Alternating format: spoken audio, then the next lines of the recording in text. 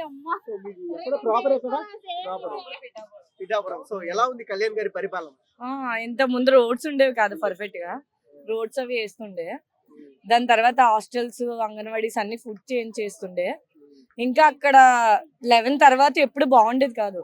Wines కూడా అవన్నీ wines change చేశారు. టైమింగ్స్ కూడా 10 తో క్లోజ్ చేశారు. ఇంత ముందు 11, 12, 1 o'clock కూడా ఉండే వైన్స్. అక్క మీది పిఠాపురం కాబట్టి అడుగుతున్నా, వైసీపీ పాలనకి పవన్ కళ్యాణ్ పాలనకి డిఫరెన్స్ ఏంటి? వైసీపీ పాలన అంటే మా స్కాలర్స్ అవన్నీ కరెక్ట్ గా వస్తుండే వైసీపీ పాలనలో.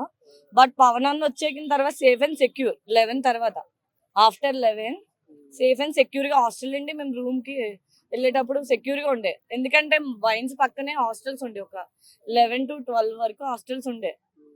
చాలా స్ట్రగుల్స్ ఉండేవి. తర్వాత పవన్ అన్న వచ్చిన తర్వాత చేంజ్ అయ్యింది. సో మంచి జరుగుతుందా పిఠాపురం?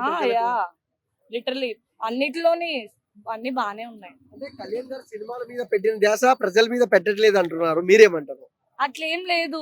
ఇప్పుడు పర్సనల్ లైఫ్ కదా, ఇది కెరియర్ అనేది తనది.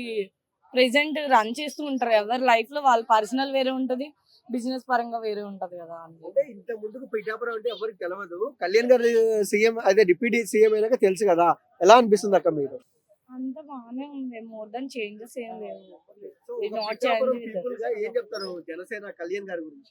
కళ్యాణ్ అన్న వచ్చిన తర్వాత secure with girls, hostel girls అయితే చాలా సెక్యూర్ ఫీల్. కళ్యాణ్ గారిని నెగిటివ్ చేసే వాళ్ళకి ఏం చెప్తారు? కుక్కలు మొరుగుతాయి, కుక్కలు మొరిగినంత మాత్రం పవన్ అన్న ఇమేజ్ తగ్గదు అంతే.